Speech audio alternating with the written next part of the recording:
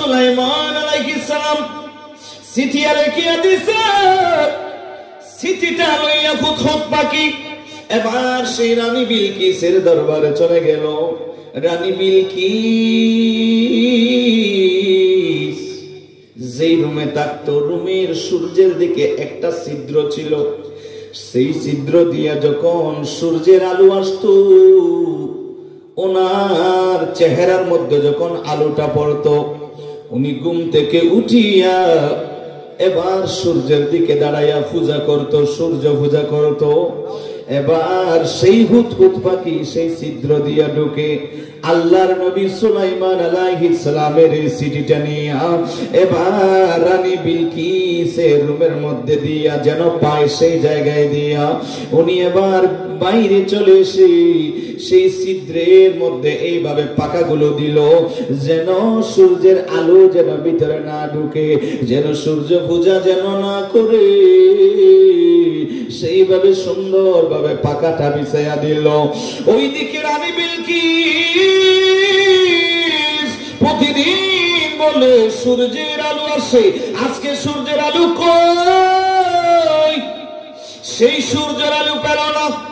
রানী বিলকিস ঘুম থেকে জাগলো না, অনেক পরে যখন ঘুম থেকে উঠলো এবার দেখলো ওনার রুমের মধ্যে সিল মারা একটা চিঠি।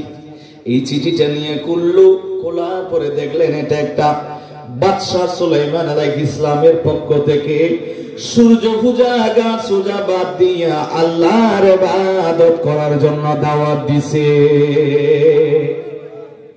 বলেন না সুবহানাল্লাহ। আর একটু জোরে আপনাকে একটু আওয়াজ দিতে বাজান। আপনাকে ইঞ্জিনের তেল তুলা আছে নিও?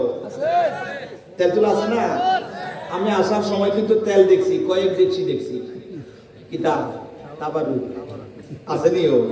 আমার কমিটি বাইরে কই আছে না? বাজান একটু আওয়াজ দিয়া ইঞ্জিনটা একটু কালি করতে হবে। কারণ আপনারা যদি আওয়াজটা না দেন, আমার একটু সহযোগিতা যদি না করেন, আমি কইব যে আমার আলোচনা বুঝতেছে না। বাজান আমার ভাষা কি বুঝতে কষ্ট? বুঝতেছেন তো?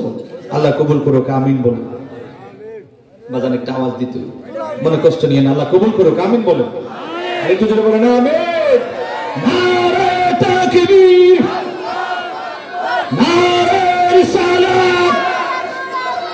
মাশাআল্লাহ আমার এই ভাই যুবক, মাশাআল্লাহ মাশাআল্লাহ। ওই যে লাল গেঞ্জি ভাই একটু দাঁড়ান, আপনারা একটু দেখুন। মাশাআল্লাহ আমার এই ভাই কি নাম আপনার? মাশাআল্লাহ ভাই জজবা আছে, ইশক আছে, আল্লাহ কবুল করুন। আশিক রাসূল আছে না নাই?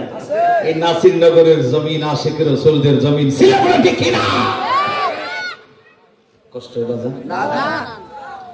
এভাবে পাখি যখন দিল ছিদ্র দিয়ে, যখন আলো আইতেছে না, আসলো না, রানী বিলকিস আর পূজাটা দিতে পারলো না। লিখিতা আজকে সূর্যের আলো আইছে না, উড়িয়ে দেখে চিঠি একটা, চিঠিটা খুলিয়ে দেখে ইন্নাহু মিন সুলাইমানা ওয়া ইন্নাহু বিসমিল্লাহির রহমানির রহিম। আল্লাহর নবী সুলাইমান ইসলামের পক্ষ থেকে দাওয়াত এসেছে ইসলাম ধর্ম গ্রহণ করবার জন্য। একটু জোরে বলুন সুবহানাল্লাহ। বাবাজিরা এই চিঠিটা যখন পেল রানী বিলকিস, আর উনি বড় জ্ঞানী ছিল, মহিলা হলেও বড় জ্ঞানী ছিল, সবাই সৈন্য যা ছিল সবাইকে নিয়ে, বড় বড় যারা ছিল সবাইকে নিয়ে বৈঠক বসলো। সবাই রে ডাক দিছি, আমার কাছে একটা চিঠি এসেছে, এই আল্লাহর নবী সুলাইমান আলাইহিস সালামের পক্ষ থেকে, ওনার কাছে যাইয়া যেন আমরা ইসলাম ধর্ম গ্রহণ করি, নাইলে উনি আমাদের সাথে যুদ্ধ করবে। এখন আমরা কি করব? ওই সৈন্যরা বলল, রানী বিলকিস আমরা ওনার সাথে যুদ্ধ করব, আমাদের সৈন্য কম নাই, আমাদের পাওয়ার শক্তি কম না। ও রানী বিলকিস আমরা যুদ্ধ করব। রানী বিলকিস বড় জ্ঞানী, রানী বিলকিস বলল, ও সৈন্যরা না না, কোন নবীর সাথে যুদ্ধ করে পারবা না।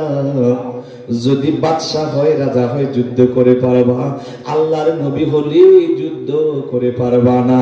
আগে একটু ট্রাই করতে হবে, পরীক্ষা করা লাগবে, উনি কি নবী নাকি উনি বাদশা।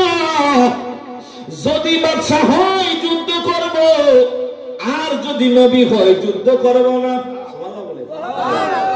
জ্ঞানী মানুষদের জ্ঞানী কথা, যদি নবী হয় যুদ্ধ করব না, যদি বাদশা হয় যুদ্ধ করব।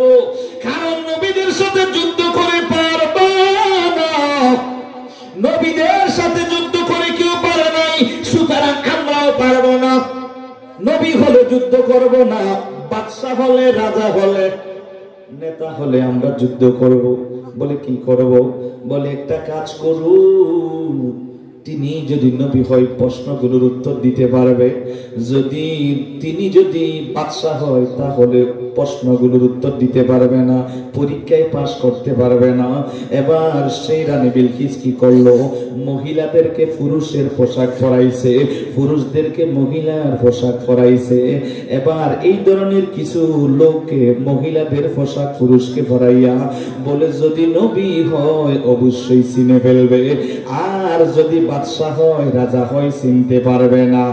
আরেকটা গ্লাস দিয়ে বলল, আরে যাও যাও যাও, এই গ্লাসের মধ্যে এক গ্লাস পানি দিতে বলিও, যেই পানি জমিনের পানি হবে না, যেই পানিটা আসমানের পানিও হবে না, এমন একটা পানি দিতে বলিও।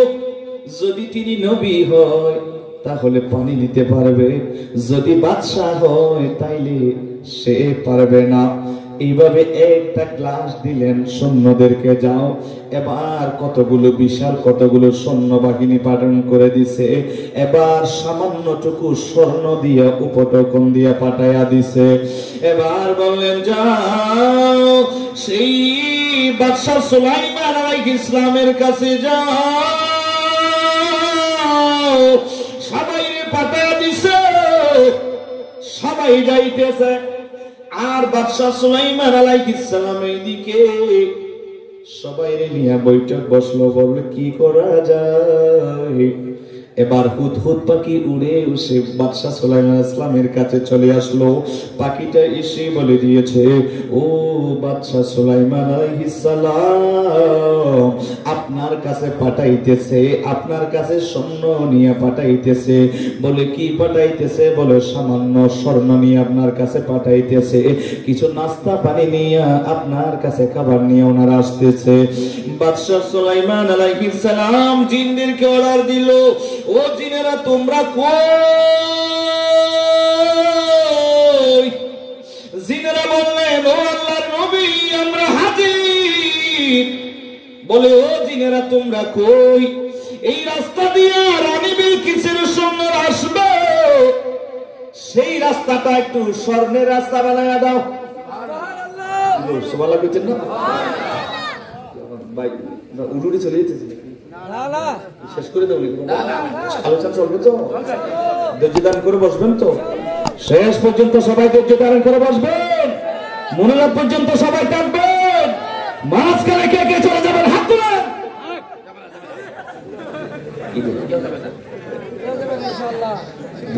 নাসিরনগরের মানুষের যে সালাক রে বাবা, আল্লাহ কবুল করুক, আমিন করি না ভাইজান। মহিষবেদ না, মহিষবেদ গ্রামের মানুষেরা অনেক সালাক বাবাজিরা। আমি মুরব্বীদের কথা কইতেছি না বাজান, মুরব্বীরা আগের যে বয়স কি এখন আছে বাজান? আছে, হেদারা উঠাই দিল, আমি কিছু কইতাম না, কারণ এই যৌবন কালের সেই বয়স এখন আর নাই। যে যুবক কটা আতুলে দিছে, সালাক তো এই যুগের যুবক না, এতটুকু উঠাইতে দেরি হয়, নামাইতে দেরি। কিটা কইতে কিটা করিয়া রাখতেছি। আল্লাহ কবুল করুক, আমিন করুন। আপনাকে হোশ আসেনি বাজান? মনোযোগ আছে তো? আমার যুবক ভাইরা যারা দাঁড়াই রয়েছেন একটু বসলে সুন্দর হবে। এই যে খালি জায়গা আছে না বাজান, এটা একটু সামনে থেকে চলে গেন। মাশাআল্লাহ, খুব ভালো লাগতেছে। আল্লাহ কবুল করুক, আমিন বলেন। আর একটু জোরে বলেন আমিন। আসুন বাজান, কি বলছিলাম? একটু মনোযোগ দিতে হবে। বাদশা সুলাইমান আলাইহিস সালাম কয়, এ জিনেরা তোমরা কই? বলে হুজুর আমরা হাজির। এই যে রাস্তাটা আছে না, আমার সিংহাসন আসবো, এই রাস্তাটা একটু স্বর্ণের রাস্তা করে দাও। জিনেরা স্বর্ণের রাস্তা বানাইয়া দিছে। স্বর্ণেরা এবার আসতেছে গ্লাস, আর এইদিকে ওনারা আসতেছে পুরুষেরা মহিলার পোশাক পরিয়ে আসতেছে, এবার রাস্তা দিয়ে আসতেছে, কেউ কেউ কিছু সৈন্যরা এবার ফা দিয়ে বসায়, কি গো এটা স্বর্ণ নিয়ে, স্বর্ণের মতো লাগে, এটা স্বর্ণ নিয়ে, সুবহানাল্লাহ বলেন। আবার এই রাস্তার মধ্যে ওনারা পরীক্ষা করিয়ে দেখে সেগুলো স্বর্ণ, আর একে অপরের দিকে তাকাইছে আর বলছে এই সামান্য স্বর্ণগুলো আমরা নিয়ে ওনার কাছে আমরা লজ্জা পাইব, কারণ যেই মানুষটার রাস্তায় স্বর্ণ, ওই মানুষটা হাঁটার সময় রাস্তা স্বর্ণ,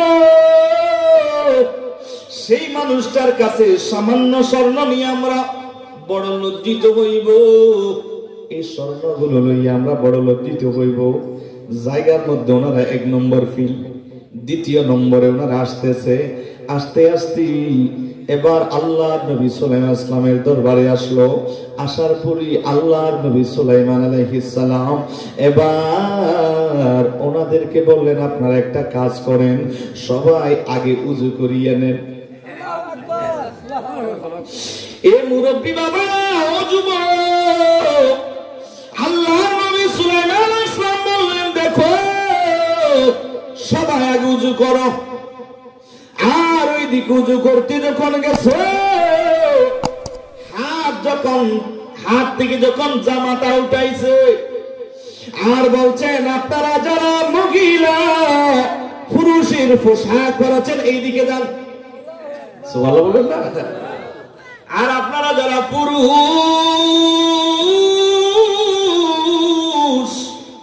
মহিলাদের পোশাক পরেছেন এইদিকে যান।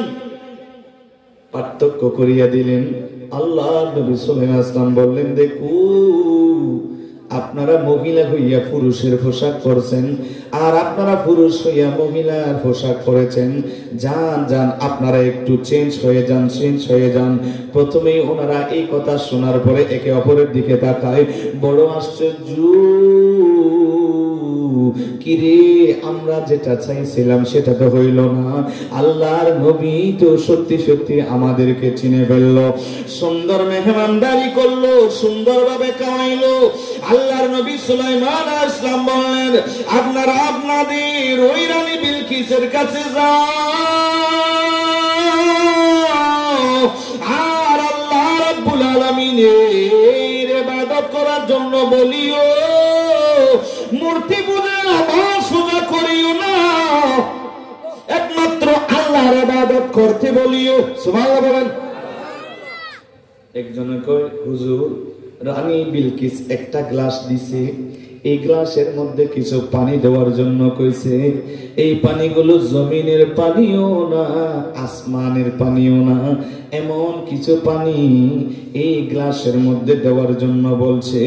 এবার আল্লাহর নবী সুলাইমান আলাইহিস সালাম বললেন, যাও যাও এই ঘোড়াটাকে দৌড়াও। একটা ঘোড়াকে দৌড়াইতেছে, সেই ঘোড়াটারে দৌড়াইতেছে, দৌড়াইতে সেই ঘোড়া থেকে ঘাম বের হলো, সেই ঘামগুলো লইয়া সেই পানিগুলো গ্লাসের মধ্যে দিল আর দিয়া বললেন, যাও যাও যাও ওই রানী বিলকিসের বলিও, এই পানিগুলো আসমানের পানিও না জমিনের পানিও না, এই পানিগুলো নিয়ে বলিও, এই পানিগুলো আসমানের পানিও না জমিনের পানিও না। সেই গ্লাসটা পানি পূর্ণ করিয়া এবার দিয়ে দিছি। এবার ওনারা সেইগুলো নিয়ে আল্লাহর নবী সাল্লাল্লাহু আলাইহি ওয়াসাল্লামের কাছ থেকে রানী বিলকিসের কাছে চলে গেল।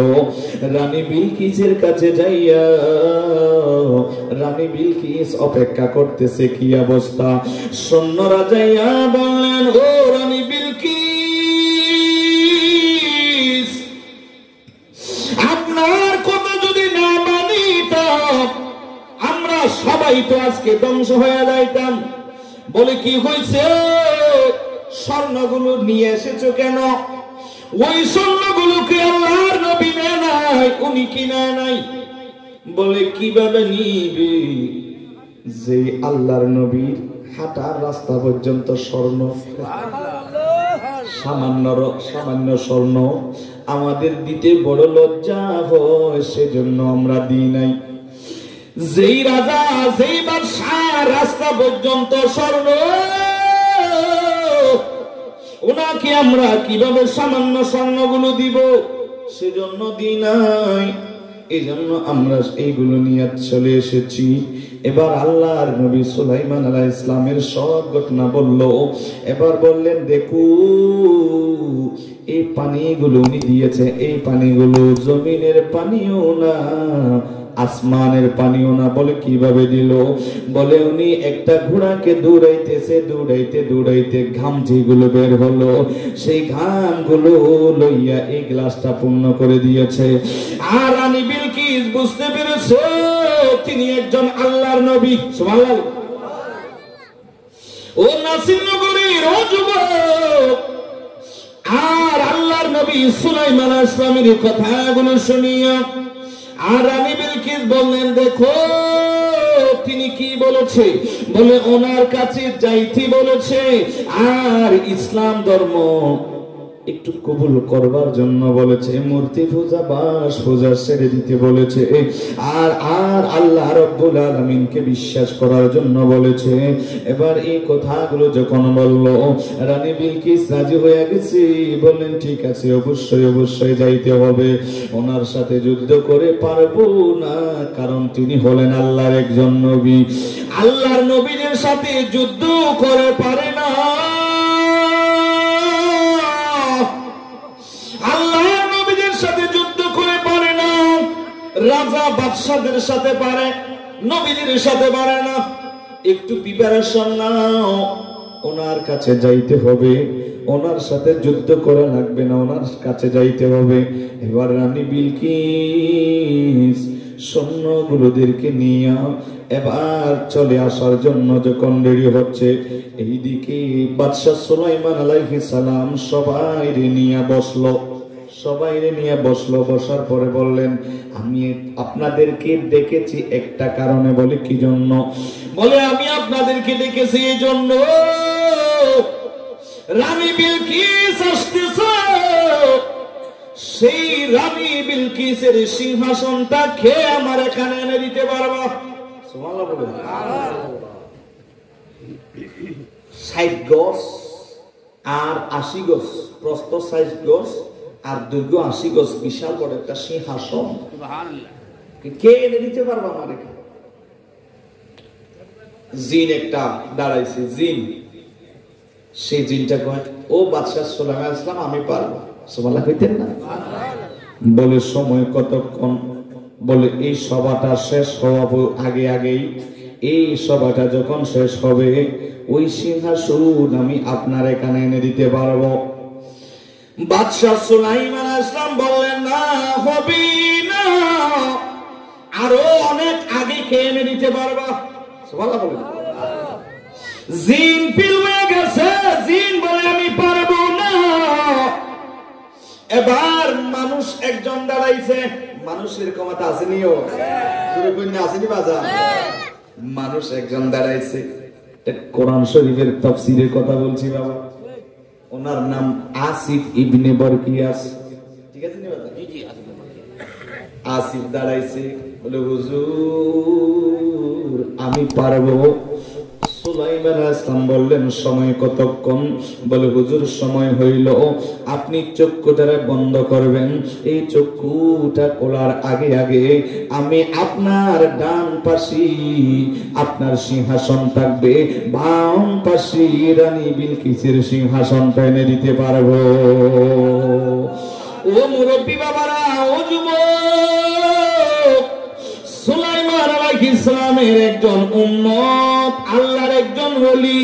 ওই আল্লাহর একজন ওলির নাম কোরআনুল কারীমায় সূরা নামলের এই তাফসীরের মধ্যে আসছে। সেই ওই ব্যক্তির নাম হলো আসিফ। এই আসিফ বলছেন, ও আল্লাহর নবী, ওই রানী বিলকিসের সিংহাসন এনে দিতে পারবো।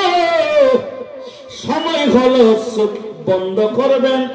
চোখ খোলার আগে আপনার বাম পাশে এসে যাবে সুলাইমান আলাইহিস সালাম বললেন ঠিক আছে, এই সময়টা ঠিক আছে। এবার আল্লাহর নবী সুলাইমান আলাইহিস সালাম বললেন ঠিক আছে তাইলে এনে দাও। এবার ওই আসিফ ইবনে বারকিয়াস তিনি সুন্দরভাবে উযু কালাম করে 2 রাকাত নামাজ আদায় করলো। 2 রাকাত নামাজ পড়ার পরে এবার বাদশা সুলাইমান আলাইহিস সালাম রে বললেন, ও আল্লাহর নবী, চক্ষুগুলো একটু আপনি বন্ধ করুন। চক্ষুটারে যখন বন্ধ করলো, চক্ষুটারে যখন বন্ধ করলো, আর চক্ষু যখন বন্ধ করছে, আর বললেন, ও আল্লাহর নবী, এবার আপনি চক্ষুটারে খুলিয়া দেখেন। চক্ষু বন্ধ করার পরে আবার যখন চক্ষু খুলিয়া দেখে, ওই রানী বিলকিসের সিংহাসন বাদশা সুলাইমান আলাইহিস সালামের বাম পাশে সে হাজির হয়েছে। আল্লাহু আকবার, ইয়া রাসূলুল্লাহ, জিন্দাবাদ জিন্দাবাদ। আল্লাহ কবুল করুন। আমিন। বাজান, মানুষের ক্ষমতা আছে নিয়ত, জিনের চাইতে কম না বেশি? জিন যেটা পারে না মানুষ এটা পারে কি পারে না? বাজান একটু মনোযোগ দেন। বয়ান থাক যদি 5-10 মিনিট একটু লম্বা, অসুবিধা হইব? ধৈর্য ধারণ করে বসবেন তো ইনশাআল্লাহ। আমার আল্লাহ যখন জমিনটারে বানাইলো, জমিন লাফায়। হাদিসে পাক, জমিন লাফাইতেছে। ও জমিন, এমন ভাবে লাফায়। আমার আল্লাহ পর্বত সৃষ্টি করে দিলেন, পাহাড় জবল আসেনি, আছে না বাজান? মক্কা মদিনা যারা দেখছেন কত উঁচু উঁচু পাহাড় আছে না নাই? জমিনের উপরে পাহাড় যখন বানাইলো, এই জমিনটা স্থির হয়ে গেল, আর লড়াচড়া করে না, লাফায় না। এই জমিন আর লাফাইতেছে না। ফেরেশতারা ডাক দিল, রে মালিক, এই জমিন লাফাইতেছে না। এত দামি, এত শক্তিশালী জিনিস আল্লাহ বানাইছেন। আয় আল্লাহ, আপনি কি বানাইলেন? এই জমিন লাফাইতেছে, সেই জমিনের উপরে পাহাড় যখন বানাইয়া দিলেন, সৃষ্টি করিয়া দিলেন।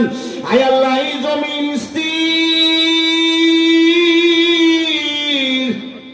এই জমিন লাফাই না। আয় আল্লাহ, এই পাহাড়ের চাইতে আরো শক্তিশালী জিনিস কি আসেনি? আমার আল্লাহ বললেন, ও ফেরেশতারা রে, আমি আল্লাহ এই পাহাড়ের চাইতে আরো শক্তিশালী জিনিস বানাইছি। ও আল্লাহ, কি বানাইছি? আমার আল্লাহ বলেন, আমি আল্লাহ এই পাহাড়ের চাইতে আরো শক্তিশালী জিনিস বানাইছি। সেটার নাম হলো লোহা বানাইছি। ওই পাহাড় তারে কাটতে পারে যেটা, সেটার নাম হলো লোহা। ও যুবক, আমার আল্লাহ বলেন, আমি আল্লাহ এই পাহাড়ের চাইতে শক্তিশালী জিনিস বানাইছি, সেটার নাম হলো লোহা। সুবহানাল্লাহ বলেন। ফেরেশতারা ডাক দিলেন, ও দয়ার মালিক, এই লোহার চাইতে আরো শক্তিশালী জিনিস কি বানাইছো? আমার আল্লাহ বলেন, ও ফেরেশতারা রে, বানাইছি। ও আল্লাহ, কি বানাইছেন? আমার আল্লাহ বলে, আমি আল্লাহ এই লোহার চাইতে আরো শক্তিশালী জিনিস যেটা বানাইছি, সেটার নাম হলো, আমি আল্লাহ আগুনটারে বানাইছি। সেই আগুন লোহাটারে দমন করতে পারে, লোহারে বাঁকা করতে পারে। এই লোহার চাইতে আরো শক্তিশালী জিনিস হলো আমি আল্লাহ আগুন বানাইছি। ফেরেশতারা ডাক দিলেন, রে মালিক, এই আগুনের চাইতে আরো শক্তিশালী জিনিস কি বানাইছো নি? আমার আল্লাহ বললেন, হ্যাঁ আমি আল্লাহ বানাইছি। আল্লাহ কি বানাইছো? আমার আল্লাহ বলেন, আমি আল্লাহ আগুনের চাইতে শক্তিশালী জিনিস যেটা বানাইছি, আমার আল্লাহ বলেন, সেটা হলো আমি আল্লাহ পানি বানাইছি। সুবহানাল্লাহ কইতেন না বাবা? আগুনের মধ্যে পানি দিলে নিভে যায় কি যায় না? নিভে যায়। আমার আল্লাহ বলেন, আমি আল্লাহ পানি বানাইছি যেটা আগুনের চাইতে আরো বেশি শক্তিশালী। আমার আল্লাহর কাছে আবার বললেন, রে মালিক, সেই পানির চাইতে আরো শক্তিশালী জিনিস কি বানাইছো নি? আমার আল্লাহ বলেন, ও ফেরেশতারা, আমি আল্লাহ সেই আগুনের চাইতে পানির সৃষ্টি করেছি আরো শক্তিশালী। এই পানির চাইতে আরো শক্তিশালী জিনিস আমি আল্লাহ বানাইছি। ও কি আল্লাহ বলেন আমি আল্লাহ সেই পানির চাইতে শক্তিশালী জিনিস বানাইছি। আমার আল্লাহ বলেন আমি আল্লাহ সেটা বানাইছি বাতাস রে। বাতাসের পাওয়ার আছে না নাই? বাতাসের পাওয়ার আছে। আমার আল্লাহ বলেন আমি আল্লাহ সেই বাতাসের শক্তিশালী জিনিস বানাইছি। আবার ফেরেশতারা বললেন রে মালিক সেই বাতাসের চাইতে আরো শক্তিশালী জিনিস কি আল্লাহ বানাইছেন নি? আমার আল্লাহ বলেন ও ফেরেশতা সেই বাতাসের চাইতে আরো পাওয়ারফুল শক্তিশালী আমি আল্লাহ বানাইছি। ও আল্লাহ কি বানাইছো? আমার আল্লাহ বলেন এই বাতাসের চাইতে শক্তিশালী জিনিস আমি আল্লাহ বানাইছি। সেটা বলো কিছু আমার বান্দারে আমি আল্লাহ বানাইছি। সুবহানাল্লাহ বুঝছেন না? সাইকুল বাঙ্গাল আছে না নাই? সাইকুল বাঙ্গাল রাহমাতুল্লাহি আলাইহি আছে না নাই বাজান? বাবা শাহজালাল ইয়ামানি আছে না নাই? শাহফরানি ইয়ামানি আছে না নাই? বাবাজিরা রে আপনাদের আমাদের সকলের পরিচিত সাইকুল বাঙ্গাল আছে না নাই? এই ধরনের আল্লাহর ওলিদেরকে মকবুল বান্দাদেরকে আল্লাহ বলেন আমি আল্লাহ বানাইছি। এদের পাওয়ার ও ফেরেশতারা তোমরা কত জানো নেই? এই বান্দাগুলোর এত সুন্দর এত পাওয়ারফুল আমি আল্লাহ দিয়েছি ওনাদেরকে। ওই বাতাসের চাইতে আরো বেশি দ্রুত গতিতে যাইতে পারে। ও যুবক সেই সাইকুল বাঙ্গাল রহমাতুল্লাহি আলাইহি ওনার এত পাওয়ার আল্লাহ রাব্বুল আলামিন বলেন ওই ওলি আল্লাহদের এমন পাওয়ার দিয়েছি বাতাসের চাইতে আরো দ্রুত ওই ওলি আল্লাহ দুনিয়ার জমিনে এক জায়গা থেকে অন্য জায়গায় যাইতে পারে। বলেন না সুবহানাল্লাহ। আমার আল্লাহ বলেন আমি আল্লাহ সে বাতাসের চাইতে আরো শক্তিশালী জিনিস কি বানাইছি জানোনি? আমার আল্লাহ বলেন আমি আল্লাহ আমার কিছু মাহবুব বান্দাদেরকে বানাইছি যাদের শক্তি হলো বাতাসের চাইতে আরো বেশি। হঠাৎ ওই মানুষটা বাংলাদেশের জমিনে আবার কিছু মানুষ দেখে মক্কা মদিনায় চলে গেছে। হঠাৎ বাংলাদেশে ওই সময় আবার মক্কায় গিয়ে হজ করতেছে। এরকম ওলি আল্লাহ আছে না নাই? জোরে বলেন বাজান আছে না নাই? দেখা যায় মানুষ নৌকা নিয়ে পার হয়, ওই ওলি আল্লাহরা যায় নামাজ বিছাইয়া সেই নদী পার হয়ে যায়। বাতাসের আগে পার হয়ে যায়। এই ক্ষমতা ওনাদেরকে দিয়েছেন কে? আরো জোরে বলেন কে? আল্লাহ। একটু জোরে বলেন না সুবহানাল্লাহ। আসিফ দারে বলছে আমি পারবো। কতক্ষণ? চোখ বন্ধ করবেন, চোখ খোলার আগেই সেই রানী বিলকিসের সিংহাসন এসে আপনার বাম পাশে উপস্থিত হয়ে যাবে। একটু জোরে বলেন না সুবহানাল্লাহ। ঠিকই হয়ে গেল। আল্লাহর নবী সুলাইমান আলাইহিস সালামের ঠিক তেমনি ভাবে বাম পাশে ডান পাশে সুলাইমান ইসলামের সিংহ, বাম পাশে রানী বিলকিসের সিংহ। আর রানী বিলকিস আসতেছে। বাদশা সুলাইমান আলাইহিস সালাম বললেন ও জিনেরা তোমরা কই? রাস্তা না পাকা করিয়া দিলাম। রানী বিলকিস আসতেছে। উনিও তো একটা রাজ্যের বাদশা, একটা রাজ্যের তিনিও তো রাজা। একটা কাজ করু, দুই পাশে একটু স্বর্ণের ওয়াইল উড়াইয়া দাও, স্বর্ণের দেওয়াল দিয়া দাও। বাদশা সুলাইমান আলাইহিস সালাম অর্ডার দিছে। এবার সেই জিনেরা শুধু রাস্তা নয় দুই পাশেও স্বর্ণের দেওয়াল দিয়ে দিছে। ওইদিকে রানী বিলকিস আসতেছে। রানী বিলকিস আসতেছে। এবার যখন কাছাকাছি আসলো, এবার দেখলো শুধু রাস্তা স্বর্ণ নয়। ও যুবক, সেই রানী বিলকিস দেখতেছে দুই পাশের দেওয়ালও স্বর্ণ। সুবহানাল্লাহ বলে। দেখে বড় আশ্চর্য। বলে আমরা রাজা হলাম, আমরা কি ধনী। এই রাজা তো মহাধনী। শুধু না রাস্তা শুধু স্বর্ণ নয়, রাস্তার দুই পাশে যেই দেওয়াল আছে সেই দেওয়ালও স্বর্ণ। না জানি তিনি কত ধনী একজন বাদশা হতে পারে। এবার রানী বিলকিস আসতেছি। রানী বিলকিস আসার পরে বাদশা সুলাইমান আলাইহিস সালাম ওনার জন্য স্বাগতম দেওয়ার জন্য, সুন্দরভাবে রিসিভ করবার জন্য সবাইরে নিয়ে দাঁড়াই রয়েছে। রানী বিলকিস আসতেছে, সবাইরে ইস্তেকবাল দিয়ে গ্রহণ করলো।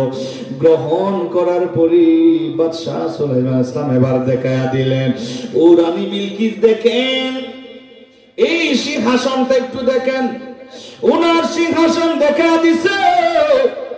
রানী বিলকিস বড় জ্ঞানী ছিলেন, বুদ্ধিমান ছিল। আমার সিংহাসন এখানে কেন, সেই কথা বলে নাই। বলে এটি তো আমারটাই মতো লাগে। আমারটার মতো লাগে, আমারটার মতো লাগে। আমার সিংহাসন এটা বলে নাই, আমারটার মতোই লাগে। এটা তো আমারটার সাথে মিল আছে। বাদশা সুলাইমান আলাইহিস সালাম বললেন একটু দেখেন, ভিতরে যাই একটু দেখেন। রানী বিলকিস দেখি ডাইরেক্ট ওনার সিংহাসনটা ওনার কাছে চলে এসেছে। সুলাইমান আলাইহিস সালাম এবার বলেন, ও রানী বিলকিস দেখো, সেই সূর্যের পূজা করিও না, সেই সূর্যের মালিকের ইবাদত করো। সুবহানাল্লাহ বলেন। ওই সূর্য কিছু করতে পারবে না, কারণ সেই সূর্য হলো আল্লাহর সৃষ্টি। সুবহানাল্লাহ বলেন। আল্লাহ সৃষ্টি করেছে চন্দ্র সূর্য, বলে এইগুলোর পূজা করিও না, এইগুলোর পূজা করো না। আল্লাহ রব্বুল আলামিনের ইবাদত করো, আল্লাহ রব্বুল আলামিনের ইবাদত করুন। আল্লাহ রব্বুল আলামিন আপনারে জান্নাত দিয়ে দেবে, আমার আল্লাহ আপনারে জান্নাত দিয়ে দেবে। আল্লাহ রব্বুল আলামিনের একটু ইবাদত করেন। এবার দাওয়াতটা যখন দিল, বলেন দেখে সেই আল্লাহ রাব্বুল আলামিনের ইবাদত যদি করে, আমার আল্লাহ রাব্বুল আলামিন জান্নাত দিয়ে দেবে। জান্নাতি ইবাদত করনেওয়ালা মানুষদেরকে আমার আল্লাহ জান্নাত দিবে, যারা গুনাহগার হবে তাদেরকে আমার আল্লাহ জাহান্নাম দিবে। দুনিয়ার জমিনে যারা আল্লাহর ইবাদত বাদ দিয়া মূর্তি পূজা, গাছ পূজা, বাঁশ পূজা, সূর্য পূজা এইগুলো করবে, তারা সেই দিন জাহান্নামে যাবে। আর যারা আল্লাহর ইবাদত করবে যুবক, সেই মানুষগুলোরই আমার আল্লাহ জান্নাত দিয়ে দেবে। সুবহানাল্লাহ বলেন। আর আল্লাহর দরবারে গুনাহ করেছো, আল্লাহর দরবারে একটু তওবা করো। ও যুবক, আপনার মতো কত যুবক ওই কবরস্থানে শুয়ে আছে, আপনার মতো কত যুবক রাস্তায় হুন্ডা নিয়ে যাওয়ার সময় ট্রাকের নিচে পড়ে, এই যুবকের লাশ হয়ে পড়ে আছে। আছে না নাই? আছে না নাই? এই দুনিয়া কিছুই না। ও যুবক, দুনিয়া দুনিয়া করে পাগল হইও না। কিছুদিন আগেই মোবাইলের মধ্যে পেলাম রে বাবারা, হয়তো আপনারাও পেয়েছেন, এই যে একজন ছোট একটা মেয়ে, বয়সটাও বেশি নয়, মনে হয় 11, 10, 12 এতটুকুই হবে, মার সাথে ঢাকায় গিয়েছে। মা হসপিটালে, মা ক্যান্সার আক্রান্ত, মা বড় অসুস্থ, হাসপাতালের বিছানায়। আর মারে হাসপাতালের বিছানায় রাখিয়া সেই মেয়েটা আরেকটা বয়ফ্রেন্ডের সাথে পালায়া গেছে। যুবক, বাবা মারে মানুষ চাইতেছে না, এই মেয়েটা মারে হাসপাতালের বিছানায় রেখে আরেকটা যুবকের সাথে পালায়া গেছে। সারা বাংলাদেশের নিউজ করতেছে মেয়েটা নিখোঁজ। নাউজুবিল্লাহ বলে, মেয়েটা নিখোঁজ সংবাদ প্রচার করতেছে মেয়েটা নিখোঁজ। পরে আবার দেখা গেল মেয়েটা আরেকটা জায়গায় বয়ফ্রেন্ড নিয়ে হাঁটাহাঁটি করতেছে। নাউজুবিল্লাহ বলবেন না? সবাই বলছে মেয়েটা নিখোঁজ, আসলে ওই মেয়েটা নিখোঁজ হয় না, মারে হাসপাতালে রেখে আরেকটা বয়ফ্রেন্ডের সাথে পালিয়ে গেছে। ও বাবাজিরা, ও যুবক, সেজন্যই আপনাদের সন্তানগুলোর দিকে নজর রাখার দরকার আছে না নাই? যদি বলেন আছে না নাই? আজকাল অনেক জায়গায় বলে হুজুর এই এলাকায় মা বাবার সেবা করে না ছেলেরা, একটু বয়ান দিয়েন যেন মা বাবার খেদমত করে। ও যুবক, এমন এক অবস্থা আমরা এসে গেছি যেই সময় মা এবং বাবারে বৃদ্ধকালে ঘর থেকে বের করে ওই বৃদ্ধাশ্রমের মধ্যে পাঠাইয়া দেয়। আছে না নাই? জুড়ে বলেন আছে না নাই?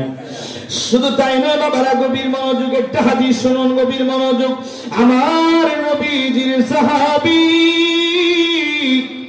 আমার নবীর এক সাহাবী, উনি মৌতের বিছানায়, জবানটা বন্ধ হয়ে গেছে, জবানে কালমা শরীফ আসতেছে না। এমন সময় কালমা শরীফ আসতেছে না, জবানটা বন্ধ, বড় কষ্ট পাচ্ছে। এবার সাহাবী গিয়ে বললেন, ও মায়ার নবী, আপনার ওই সাহাবী আলকামা, ওনার জবানটা বন্ধ হয়ে গেছে, বড় কষ্ট পায়। আমার নবী বললেন, দেখো ওনার মা কই? বলে মা ওনার বেঁচে আছে, ওনার মা জননী বৃদ্ধ অবস্থায় বেঁচে আছে। আমার নবী বললেন, একটু ডাকু, যদি কষ্ট না হয় একটু কাছে আসতে বলো। নবীজির কাছে যখন মা আসলো, আমার নবী বললেন, মা একটু বলুন আপনার সন্তানটা কেমন? আর মা চোখের পানি ছেড়ে দিয়ে বললেন, ইয়া রাসূলুল্লাহ, ও মায়ার নবী,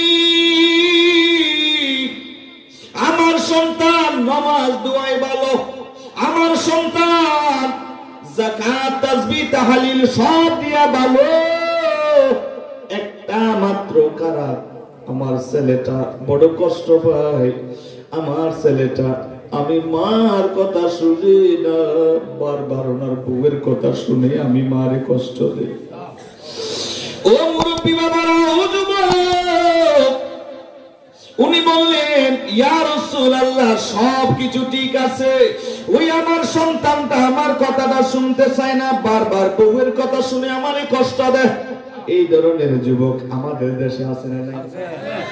আপনাদের মহিষবেট বা নাসিরনগরের দিকে নাই, এগুলো অন্যদিকে আছে। না না বাবা, নাই নাই।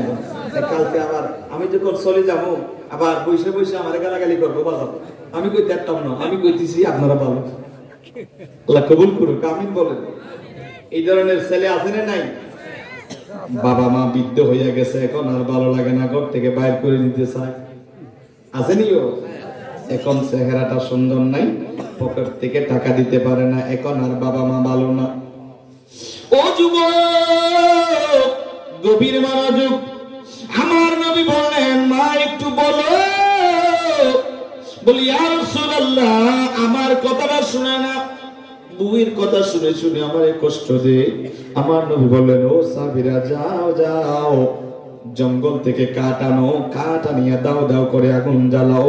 আগুন জ্বালাইছে, আগুন জ্বালাইয়া বললেন, যাও এবার ওনার একটু নিয়ে আনো, নিয়ে আনার পরে এই আগুনের মধ্যে ফেলাইয়া জ্বালাইয়া দাও। মা ডাক দিলেন, ইয়া রাসূলুল্লাহ, আমার সন্তানটারে আমার চোখের সামনে জ্বালাইও না, আমি মা কিভাবে সহ্য করব, যেই মা 10 দিন 10 মাস গর্ভে ধারণ করেছে। ও যুবক, সেই মারে সেই বাবারে কেমনে কষ্ট দাও, সেই মা বাবারে কষ্ট দিও না। নফল নামাজ বিফল হয়ে যাবে, রোজা বিফল হয়ে যাবে, হজ বিফল হয়ে যাবে, যাকাত বিফল হয়ে যাবে। ও যুবক, আমার নবী বললেন, আম্মু কি করতাম? বলি, ইয়া রাসূলুল্লাহ, আমার সন্তান হাজারো দোষ করলে আমার চোখের সামনে জ্বালাইও না, আমি মা সহ্য করতে পারবো না। আমার নবীজি বললেন, মা তাইলে একটা কাজ করুন, আপনি একটু অন্তর থেকে আপনার সন্তানটার একটু ক্ষমা করিয়ে দেন। এবার মা জননী জবান থেকে বলল, ইয়া রাসূলুল্লাহ, আমি আমার সন্তানটারই আমার অন্তর থেকে আমি ক্ষমা করিয়ে দিলাম, আমার সন্তানটারে আমি অন্তর থেকে ক্ষমা করিয়ে দিলাম। এই কথা মা জননী বলতে দেরি হয়, আর আমার নবী বললেন, সাহাবীরা দেখো, ওনার ওনার ঘরে যাইয়া দেখো কি অবস্থা, আর ওনার ঘরে দৌড়ে দৌড়ে যাইয়া দেখি আর ওনার যতক্ষণ জবান বন্ধ ছিল এতক্ষণ কষ্ট পাইতেছে। যখন বলল মা ক্ষমা করে দিয়েছে আর ওনার জবান খুলিয়ে গেছে, জবান দিয়ে বের হয়ে গেছে কালমা শরীফ লা ইলাহা ইল্লাল্লাহু মুহাম্মাদুর রাসূলুল্লাহ সাল্লাল্লাহু আলাইহি ওয়াসাল্লাম। মা ক্ষমা করে দিছে, কলমা শরীফ বের হয়ে গেছে। ও আমার ও মহিষ বেড়ার ও যুবক, মারে কষ্ট দিও না, মওতের সময় বন্ধ হয়ে যাবে জবান। ও যুবক, বাবার মনে কষ্ট দিও না, মওতের সময় কলমা পড়তে পারবে না রে যুবক। মা বাবা যদি নারাজ হয় কোন ইবাদত আল্লাহর দরবারে কবুল হবে না। আমার নবীজির দরবারে এক সাহাবী এসে বলল, ইয়া রাসূলুল্লাহ, যুদ্ধের ময়দানে যাব, যুদ্ধ করব, জিহাদের ময়দানে যাব, ইসলামের জন্য জিহাদ করব। আমার নবী বললেন, ঘরে কে আছে? বলে, ইয়া রাসূলুল্লাহ, ঘরে বৃদ্ধ মা আছে, বাবা আছে। আমার নবী বললেন, যাও যাও, যুদ্ধের ময়দানে তোমারে যাওয়া লাগবে না, তুমি ঘরের মধ্যে চলে যাও। ও মায়ার নবী, ঘরে যাইয়া কি করব? আমার নবী বলেন, তুমি ঘরে চলে যাও আর বৃদ্ধ মা বাবা দুইজনের সেবা করো, তোমার যুদ্ধে যাওয়া লাগবে না, মা বাবার খেদমত করো, সেই জিহাদের সওয়াব আমার আল্লাহ তোমার দিয়ে দেবে। বলেন না সুবহানাল্লাহ। জিহাদে যাওয়া লাগবে না, মা বাবার খেদমত করো। আমার নবীজি একদিন বললেন, সাহাবীরা রে, কোন সন্তান যদি মা বাবার চেহারার দিকে যদি মুহাব্বতে একটা বার যদি তাকায়, আমার আল্লাহ ওনার আমলনামায় একটা মকবুল হজের সওয়াব লিখিয়ে দেবে। একটা মকবুল হজের সওয়াব হয়। ও যুবক, মা বাবার চেহারার দিকে মুহাব্বত নিয়ে তাকাইছো, একটা মকবুল হজের সওয়াব। সাহাবী জিজ্ঞেস করলেন, ফাইন নাযারা কুল্লা ইয়াউমিন মিআতা মাররা, ইয়া রাসূলুল্লাহ, আমি যদি দৈনিক 100 বার মা বাবার চেহারার দিকে যদি তাকাই, আমারে আমার আল্লাহ 100 মকবুল হজের সওয়াব কি দিবেনি? আমার নবী বললেন, সাহাবী শুনো, 100 বার মা বাবার চেহারার দিকে মুহাব্বতের নজর দিয়ে তাকাইছো, আমার আল্লাহ 100 মকবুল হজের সওয়াব লিখিয়ে দেবে। সুবহানাল্লাহ। 100 বার তাকাইছো, 100 মকবুল হজের সওয়াব দিয়ে দেবে। আর 200 বার তাকাইছো, 200 মকবুল হজের সওয়াব দিয়ে দেবে। 300 বার, 1000 বার তাকাইলো, 1000 বার সওয়াব দিয়ে দেবে। ও যুবক, তবে চোখ রাঙাইয়া মা বাবার চেহারার দিকে তাকাইও না। এই মাহফিল সাজাইলা, বড় খুশি হইলাম, মাহফিলে আসছো, বড় খুশি হইলাম। এই মাহফিল করে কোনো ফায়দা হবে না যদি মা বাবার কলিজায় যদি আঘাত দাও। কথা কোন ঠিক কিনা? ও যুবক, মাহফিলে এসে সব খুশি বলছি, তবে যদি ঘরে যাইয়া মার যদি গালি দাও, মার মনে যদি আঘাত দাও, মা বাবার কলিজায় যদি আঘাত দাও, এই মাহফিলে এসে কোনো ফায়দা হবে? কোনো ফায়দা হবে না রে বাবা। আমার নবীজি বললেন, যদি 1000 বার টাকা 1000 বার মকবুল হজের সওয়াব। সুবহানাল্লাহ। গভীর মনোযোগ, এই হাদিসটা বলি, আমি আমার বিষয়ের দিকে চলে যাচ্ছি বাবারা, গভীর মনোযোগ। আমার নবীজি বললেন, কোন সন্তান যদি মা এবং বাবা দুইজনের যদি রাজি করতে পারে, রিদা রব্বি ফি রিদাইল ওয়ালিদ, মা এবং বাবা দুইজন রাজি হয়ে গেছে, ওই সন্তানের উপরে আমার আল্লাহ রাজি হইয়া ওই সন্তানের জন্য আসবাহা লাহু বাবানে মাফতুহানে মিনাল জান্নাহ। এ যুবক, কোন সন্তান যদি মা এবং বাবা দুইজনের যদি রাজি করতে পারে, ওই সন্তানটার জন্য আমার আল্লাহ জান্নাতের 2টা দরজা ওই সন্তানটার জন্য খুলিয়ে দেবে। সুবহানাল্লাহ বলে। কোন সন্তান যদি মা এবং বাবা দুইজনের যদি নারাজ করে ফেলে, মা ও নারাজ বাবা ও নারাজ, এই সন্তানটার জন্য আমার আল্লাহ আসবাহু বাবানে মফতুহানে মিনান নার, ওই সন্তানটার জন্য আমার আল্লাহ জাহান্নামের দুইটা দরজা খুলিয়া দেবে। ও যুবক, কি জান্নাতের দুইটা দরজা খোলা পাইতে চাও নাকি জাহান্নামের দুইটা দরজা খোলা পাইতে চাও? সেটা আপনার দায়িত্ব, আমার দায়িত্ব হলো বলে দেওয়া। কথা বলেন ঠিক কি না? সারা রাত বয়ান করতে হয় না বাবা, কোন দরজা দিয়ে দেবেন? যদি বলেন হুজুর আমি জাহান্নামের দুইটা দরজা আমার জন্য খোলা পাইতে চাই, আমি বলবো যুবক রে, মা বাবারে করতে বাইর করে দাও, মা বাবার মনে কষ্ট দাও, জান্নাতের জাহান্নামের দুইটা দরজা খোলা। আর যদি বলো যে হুজুর আমি আমার জন্য জান্নাতের দুইটা দরজা খোলা পাইতে চাই, আমি বলবো যুবক মা বাবার মোহাব্বত করো, মা বাবার খেদমত করো, মা বাবার চেহারার দিকে মোহাব্বতের নজরে তাকাও, মা বাবারে কষ্ট দিও না। দেখবা মা বাবা যখন রাজি হয়ে যাবে জান্নাতের দুইটা দরজা খোলা। একটু জোরে বলো না সুবহানাল্লাহ। এটা আপনার দায়িত্ব। গুনাহ করেছো, আল্লাহর দরবারে তওবা করো। কত বড় বড় অপরাধীদেরকে আমার আল্লাহ ক্ষমা করে দিয়েছে, ঠিক না বলেন?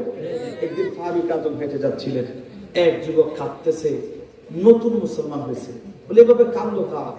বলে আমি তো বড় অপরাধী, বড়ই অন্যায় আমি করে ফেলেছি। কেউ কত বড়? বলে অনেক বড় অন্যায় করেছি। বলে আমারে বলো? বলে না আপনারে বলবো না, আমি রহমতুল্লিল আলামিন দয়াল নবীরে বলবো। বলে আসে, নবীর কাছে আসছে। আমার নবীজি বললেন কেন কান্দো, কি হলো? বলে ইয়া রাসূলুল্লাহ অনেক বড় অপরাধ পাপ করে ফেলেছি। বলে কি করেছো? বলে ইয়া রাসূলুল্লাহ আমার গুনাহটা অনেক বড়। আমার নবী বলেন বলো তোমার সেই গুনাহটা জমিন থেকে বড় নাকি? বলে ইয়া রাসূলুল্লাহ জমিন থেকে বড়। নবীজি বললেন এ যুবক আসমানের চাইতে বড় নাকি? বলি ইয়া রাসূলুল্লাহ আমার মনে হয় আমার অপরাধটা আসমানের চাইতে আরো বড়। আমার নবী বললেন তোমার ওই অপরাধটা সাগরের চাইতে বড় নাকি? বলি ইয়া রাসূলুল্লাহ আমার মনে হয় আমার অপরাধটা সাগরের চাইতে দামি। আমার নবী বললেন তোমার অপরাধটা সেই পাহাড়ের চাইতে দামি নাকি? বলে হ্যাঁ, সেই পাহাড়ের চাইতেও আমার অপরাধটা আরো বড়। এবার আমার নবী বললেন এত বড় অপরাধ তাহলে একটু বলো সেই অপরাধটা কি? বলে ইয়া রাসূলুল্লাহ বলে বলতে লজ্জা হচ্ছে, আমি কিভাবে বলবো আমার সেই অপরাধের কথা। আমার নবী বললেন আমারে বলো। আর উনি বললেন ইয়া রাসূলুল্লাহ আমি ইসলাম ধর্ম যখন কবুল করি নাই সেই সময় আমার একটা কাজ ছিল, মানুষ মারা গেলে সেই মানুষটার কবরে যাইতাম, মাটি খনন করতাম, মাটি খনন করে সেই কাফনের কাপড়গুলো চুরি করতাম। সেইগুলো চুরি করার পরেই এই কাপড়গুলো পরিষ্কার করে নিট এন্ড ক্লিন করে পরিষ্কার করিয়া ধুইয়া আমি আবার সেগুলো বিক্রি করতাম। এটাই ছিল জীবিকা নির্বাহ, এটাই ছিল আমার পেশা, এটাই ছিল আমার কাজ। বলে কি এরপরে কি হলো? বলি ইয়া রাসূলুল্লাহ ও মায়ার নবী গো, এক সময় একজন মহিলা যুবতী ইন্তেকাল করলো, ওই মহিলারে দাফন করছে। দাফন করার পরে আমি সেই মহিলার কবরের পাশে গেলাম, যাইয়া মাটি খনন করলাম, এই কাপড়গুলো চুরি করতেছি। আমার কাজ ছিল, পেশা ছিল কাফনের কাপড় চুরি করা। কিন্তু কাপন যখন চুরি করতেছি শয়তান আমার কাছে আসলো, এসে আমারে ওয়াসওয়াসা দিয়ে দিল, ও যুবক এই সুন্দরী যুবতীর সাথে তুমি একটু ব্যভিচারে লিপ্ত হয়ে যাও। শয়তান আমারে ওয়াসওয়াসা দিছে, আর সেই শয়তানের ওয়াসওয়াসায় পড়িয়া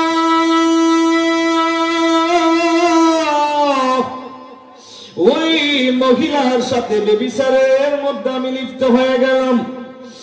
আর যখন চলে আসতেছি ওই মহিলা ডাক দিছে, যুবক আমার ডানে সামনে পিছনে চতুর্দিকে এতগুলো, আর দুনিয়ার জমিনের মুর্দা এতগুলো কবরবাসীর সামনে আমার বেইজ্জত করেছো। দুনিয়ার মানুষ আমারে গোসল দিয়া পবিত্র বানাইয়া 5টা কাপড় দিয়া আমারে দাফন করেছে। আল্লাহর সামনে পবিত্র অবস্থায় যেন যাইতে পারি, আমারে তুমি পবিত্র অবস্থায় আল্লাহর কাছে যাওয়ার ব্যবস্থাটা তুমি করলা না। দুনিয়ার মানুষেরা গোসল দিয়া কাফন পরাইয়া কত সুন্দর ভাবে আমার দাফন করেছিল। এই যুবক কি করেছো?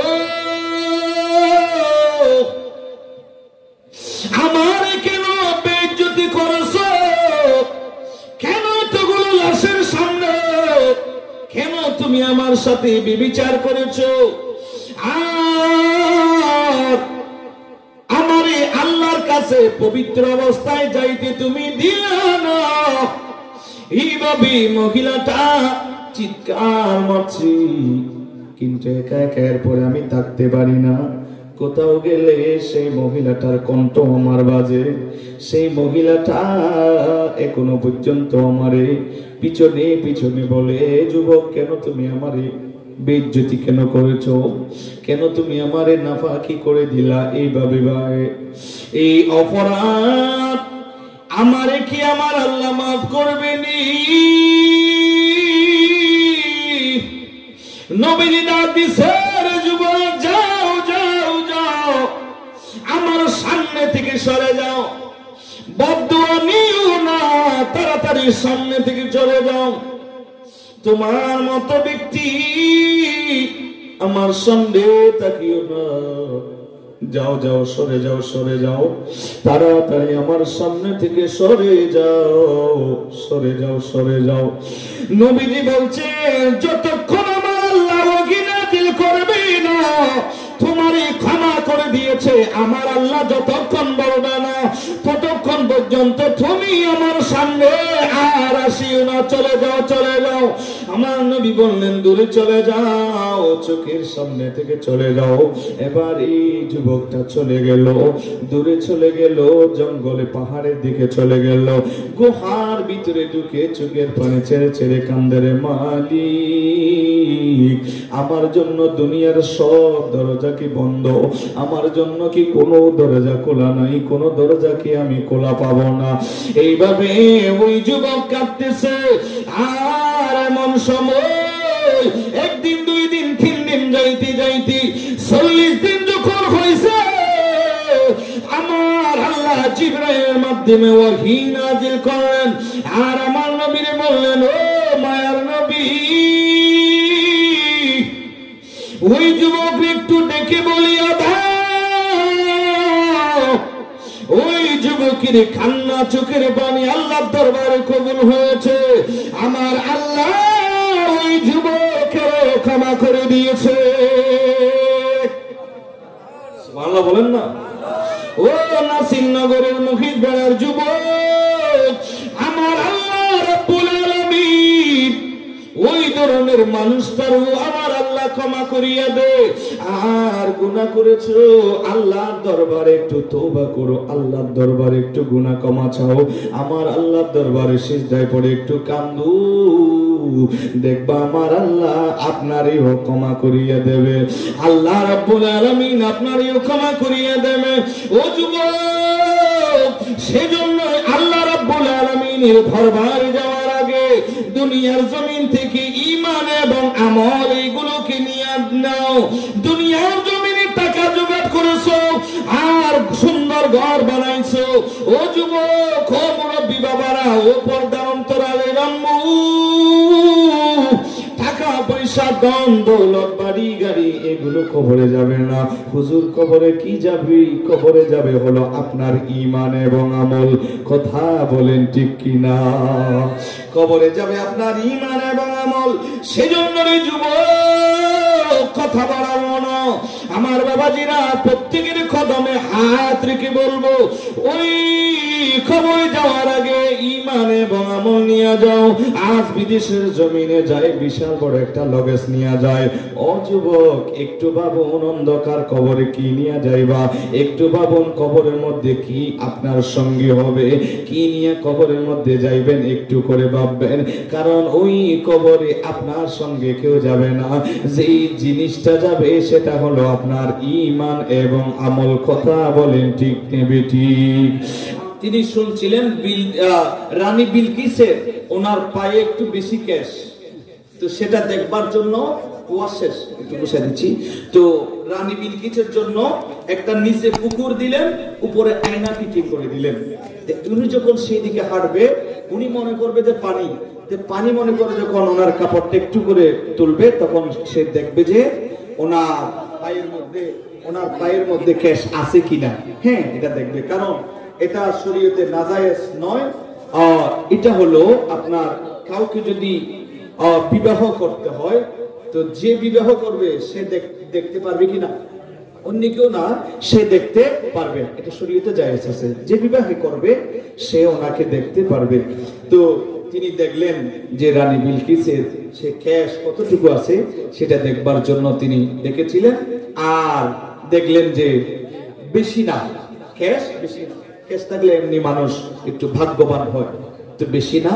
তখন ওনার পছন্দ হলো, উনি কলমা পড়লেন, সুলাইমান ইসলাম ওনাকে মুসলমান বানায়া তার আল্লাহর ওয়াহদানিয়তের এবং নবীজির রিসালাতের যখন বিশ্বাস স্থাপন করলেন, তখন বাদশা সুলাইমান ইসলাম ওনাকে শাদী করলেন। একটু জোরে বলুন না সুবহানাল্লাহ।